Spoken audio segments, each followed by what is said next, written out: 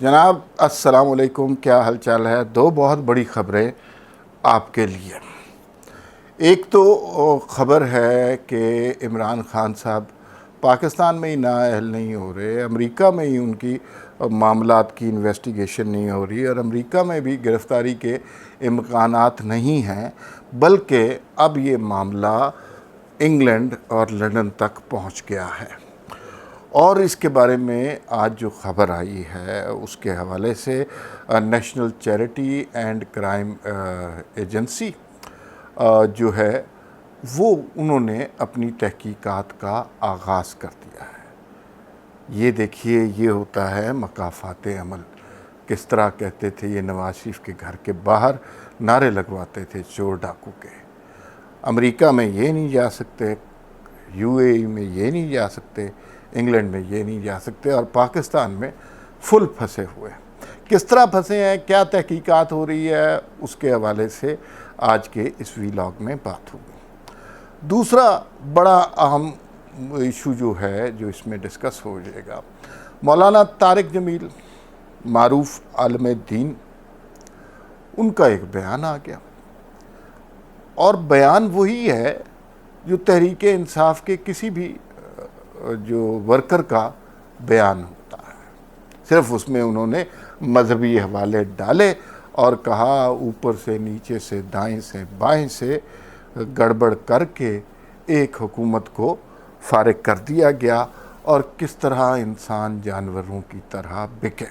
مولانا طارق جمیل کیا ہیں، ان کا کردار کیا ہے، ذاتی زندگی میں یہ کیسے ہیں، اور تحریک انصاف کے ورکر کس طرح بن گئے، اس حوالے سے کچھ انکشافات، کچھ باتیں آج کے ویلاگ میں ہوں گی۔ پہلا ایشو پہلے، اور وہ بڑا ایشو ہے، آپ اس کو بالکل نہ سمجھیں کہ یہ لائٹلی سا ہم کرنا چاہتے ہیں، یا یہ اس طرح کی خبر ہے کہ رانا ثناءاللہ نے کہہ دیا کہ عمران خان پکڑے گئے، یا وہ جو رانا ثناءاللہ کو گرفتار کرنے والے تھے انہوں نے کہا کہ جناب 20 کلو ہیروئن مل گئی ہے۔ یہ اس طرح کا الزام نہیں ہے جو پاکستانی سیاست میں لگتا ہے، یہ اس طرح کی انویسٹیگیشن بھی نہیں ہے جس طرح کی ایف آئی اے کرتا ہے، کیونکہ ایف آئی اے جب انویسٹیگیشن کرتی ہے اوپر سے نیا وزیر داخلہ ہوتا ہے، ساری انویسٹیگیشن ہی چینج ہو جاتی ہے۔ وہ جو بشیر میمن صاحب والا واقعہ تو آپ کو یاد ہے نا، عارف نقوی صاحب کا وہ کیس لے کے گئے اور عمران خان نے کہا یار یہ 87 ارب روپیہ معاف کر دیں انہیں، انہوں نے کہا جی یہ میں نہیں معاف کر سکتا۔ عمران خان صاحب نے کہا میرے دوست ہیں، تو انہوں نے کہا جی میری بساط اتنی نہیں ہے کہ میں ان کا کیس معاف کر دوں۔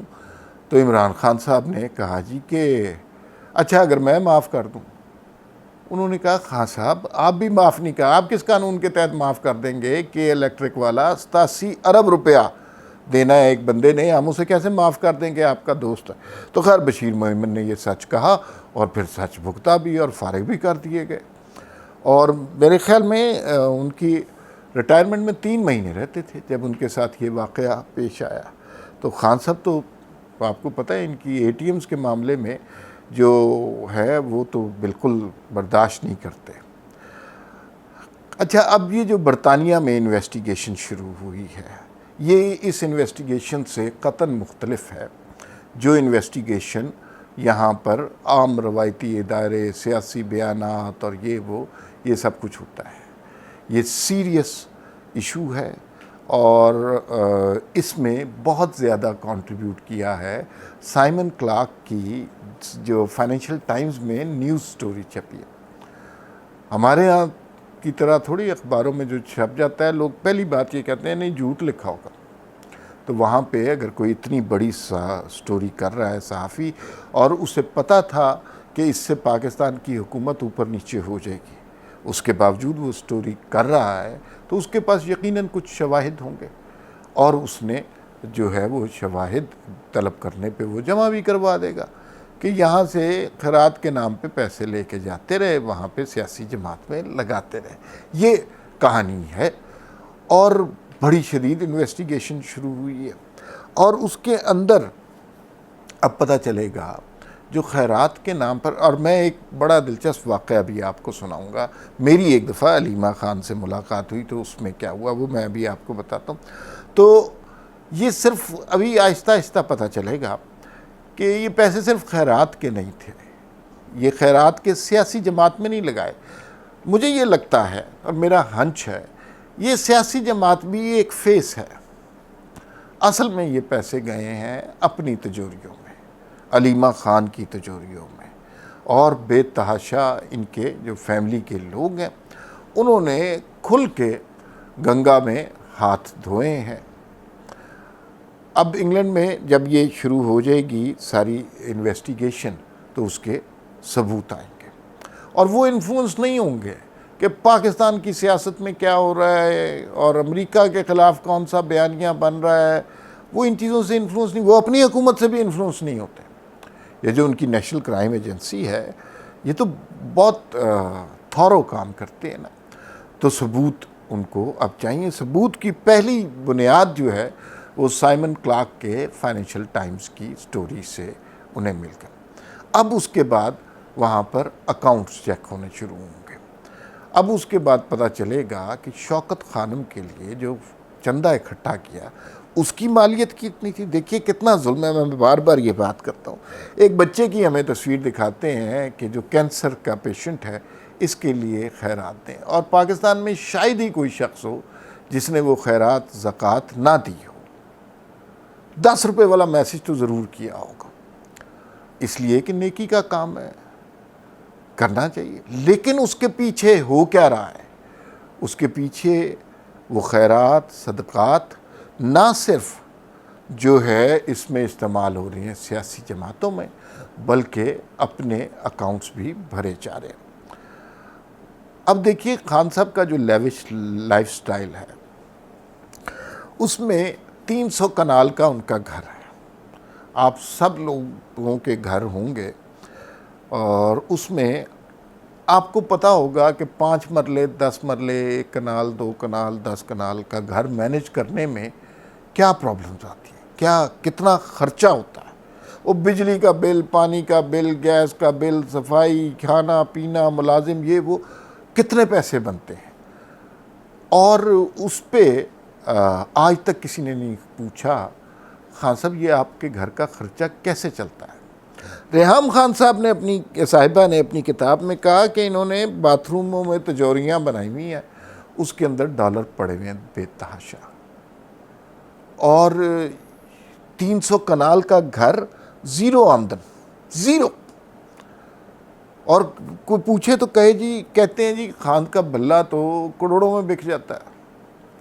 یا 1990 میں کہیں خان صاحب نے کمنٹری کی تھی، اور دنیا میں اور بھی کمنٹریٹر ہیں، دنیا میں اور بھی سیلیبریٹی ہیں، تو ان کے بلے بیٹ جو ہیں یا گیندیں ان سے ان کی ساری عمر کے خرچے نہیں چلتے. اور دوسرا یہ ہے کہ وہ جن لوگوں کے ساتھ خان صاحب کا کمپیریزن ہو رہا ہے، خان صاحب اس کے مقابلے میں اتنے بڑے سیلیبریٹی نہیں ہیں. تو یہ پیسہ کدھر سے آ رہا ہے؟ جو اہم نقطہ ہے وہ میں آپ کو بتاؤں کہ اس کا رزلٹ آئے گا. خان صاحب کو طلب کیا جائے گا عدالتوں میں، لندن میں گرفتار بھی ہو سکتے ہیں. ایک بڑا انٹرسٹنگ، آپ کو پتہ ہے علیمہ خان کی بیرون ملک اربوں روپے کی جائیدادیں، انہوں نے کہا جی نہیں وہ سلائی مشینوں کے ذریعے ہم نے کمائی. خواجہ آصف صاحب آپ کو پتہ ہے 2012 سے شاید وہ کہہ رہے ہیں، کوئی پٹیشن لے کے گئے ہوئے ہیں، یا 2000 پتہ نہیں، مجھے ایک سن یاد نہیں ہے، کہہ رہے ہیں کہ شوکت خانم کا آڈٹ کرائے. عمران خان نے جیل میں ہی ڈال دیا. وہ ان کے خلاف گالم گلوچ کہ اتنا نیکی والا پروجیکٹ، اور اس کو خواجہ آصف کہہ رہے ہیں کہ اس کا آڈٹ کرائیں. دیکھیے کیسے ظالم لوگ ہیں. کینسر کے مریضوں کا خیال نہیں کرتے، اور ہمیں پتہ ہی نہیں ہے کہ کینسر کے مریض جو ہیں ان کے پیسوں سے کوئی فری علاج نہیں ہوتا شوکت خانم میں، چند ایک مریضوں کا ہوتا ہے. باقی وہ پاکستان کا مہنگا ترین ہاسپٹل ہے، اس کی جو لیب ہے وہ بھی مہنگی ترین لیب ہے. اور وہاں پر جو ہے یہ پیسہ اکٹھے کرتے ہیں، پاکستان لاتے ہیں ہنڈی کے ذریعے، اپنے گھروں میں تجوریوں میں رکھتے ہیں، پراپرٹیز خریدتے ہیں، امریکہ میں پراپرٹیز خریدتے ہیں، اور اس کا کھرا مل گیا اب برطانیہ کو. ثبوت ان کو مزید بھی فراہم کیے جا رہے ہیں.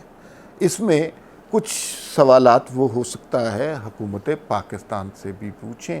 اس صورت میں یہ ہوگا کہ عمران خان صرف پاکستان میں نااہل نہیں ہوں گے، امریکہ، برطانیہ وہاں پر بھی نااہل ہو جائیں گے. یہ بہت بڑی خبر ہے کہ اور بہت شرمندگی کا مقام ہے. وہ یاد ہے نا براڈ شیٹ والا قصہ، عمران خان نے کتنا شور مچایا تھا، کتنے 3 سال اکاؤنٹ فریز کر دیے شہباز شریف کے، اور یہ سب کچھ نہیں نکلا.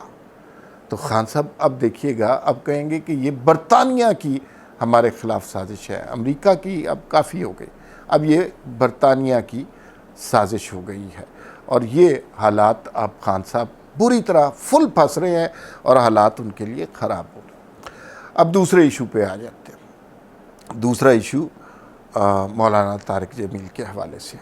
مولانا طارق جمیل کہتے ہیں کہ کسی بھی مذہبی عالم کے خلاف بات نہیں کرنی چاہیے.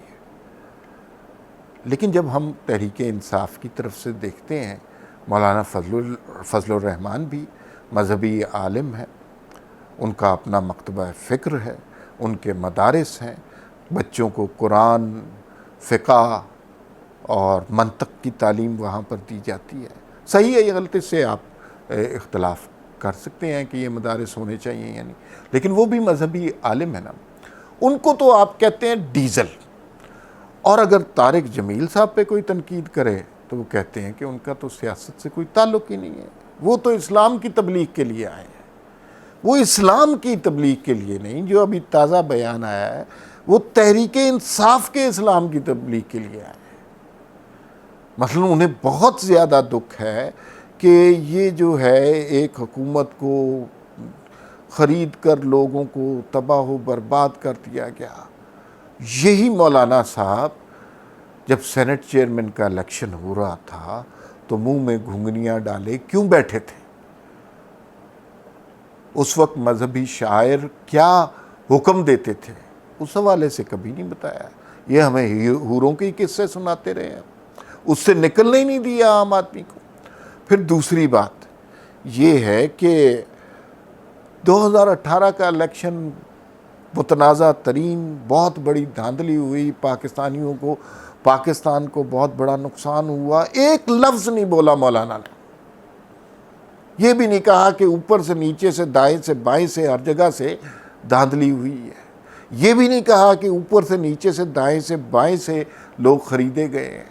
یہ بھی نہیں کہا اوپر سے نیچے سے دائیں سے بائیں سے جہانگیر ترین کا جہاز چلا ہے. بالکل خاموشی اختیار کی ہے. اور اب آگے جو ان کے اپنے ذاتی زندگی، مولانا کو عام آدمی سے کوئی غرض نہیں ہے. اسلام ہمارے ہاں انہوں نے سیلیبل کموڈٹی کے طور پہ استعمال کیا. آپ کو کبھی موقع ملے تو مولانا کا ٹریول گارڈ آپ دیکھیں. جو گاڑی ہے وہ غریب سیاستدان سوچ بھی نہیں سکتا. جو پروٹوکول ان کو ملتا ہے، جو ان کے ساتھ سیکیورٹی ہوتی ہے، وہ وزیر اعظم کے برابر کی سیکیورٹی ہوتی ہے. اور آپ تبلیغ کرنے چاہ رہے ہیں اسلام کی، بالکل کیجئے، بڑی اچھی بات ہے. لیکن آپ تو تحریک انصاف کے ورکر کے طور پر کام کر رہے ہیں. آپ بالکل کوئی اس طرح کا جو کوئی اینٹی اسٹیبلشمنٹ، کوئی نون لیگ کے ساتھ انصاف کی آواز، کوئی اس طرح کی بات، ملک کی سیاست، بیرونی مداخلت، کچھ بھی نہیں. ایک خاص قسم کا کلٹ کریٹ کیا گیا ہے، ایک خاص قسم کی ذہن سازی کی گئی ہے جو مذہبی حوالوں سے بھی تحریک انصاف کو اسلامی ٹچ دیتے رہتے ہیں. اور اس ملک میں باقی جو دھاندلی ہو جائے، دشمنی ہو جائے، لڑائی ہو جائے، سر پھٹول ہو جائے، اسٹیبلشمنٹ آ جائے، نواز شریف کو نکال دیا جائے، ثاقب نثار جیسے ججز بے انصافی کرتے رہیں، آصف کھوسہ جیسے انصاف کے مسند پر بیٹھے درندے کھڑے رہیں، مولانا صاحب کی طرف سے کوئی جواب نہیں آتا، کوئی تقریر نہیں ہوتی، کوئی فتویٰ نہیں دیا جاتا، کوئی اعلان نہیں ہوتا. کسی انٹرویو میں پیش کر کے یہ نہیں کہتے کہ نواز شریف معصوم تھا، کھوسہ اور ثاقب نثار ملک کے غدار تھے. یہ صرف اور صرف عمران خان کی شخصیت کے اوپر پالش کرنے کے لیے انہوں نے یہ رنگ اپنایا ہے. اور یہ دو طرفہ ہے. عمران خان ادھر پولیٹیکل ڈیبیٹ ہو رہی ہے، ادھر تحریک انصاف جو ہے وہ پنجاب میں حکومت بنا چکی، سینٹر میں ان کے حالات خراب ہو رہے ہیں۔ عمران خان حکومت کی جماعتوں کے ساتھ، پنجاب میں اپوزیشن کی جماعتوں کے ساتھ بیٹھنا پسند نہیں کرتے، کلام کرنا نہیں پسند کرتے۔ مولانا طارق جمیل کو اپنے پاس بلا لیا، ان کو بلایا، اور اس ملاقات کا نتیجہ یہ ہے کہ آپ تحریک انصاف کے حق میں ایک بیان آ گیا کہ بڑا ظلم ہوا عمران خان کے ساتھ، بڑا ظلم ہوا۔ وہ ویڈیو آپ نے دیکھی ہے جہاں ایک عام آدمی مولانا سے ہاتھ ملانے کی کوشش کر رہا ہے، کس قدر غرور سے ان کا اس طرح کی یہ مائنڈ سیٹ ہے، اور یہی مائنڈ سیٹ عمران خان کا ہے۔ انہیں اپنے ورکر سے تو کوئی غرض نہیں ہے، وہ بس ان کے کام کرتے رہیں۔ تو یہ جو تحریک انصاف کے معاملات ہیں اور مذہبی ٹچ دینے کا جو مولانا طارق جمیل نے سیاسی ٹچ دینے کی کوشش کی ہے، اسے عوام نے پسند نہیں کیا، اور اس سے مولانا طارق جمیل کی وہ جو عزت سعادات ہے لگتا ہے وہ بھی جائے گی۔ بہت شکریہ۔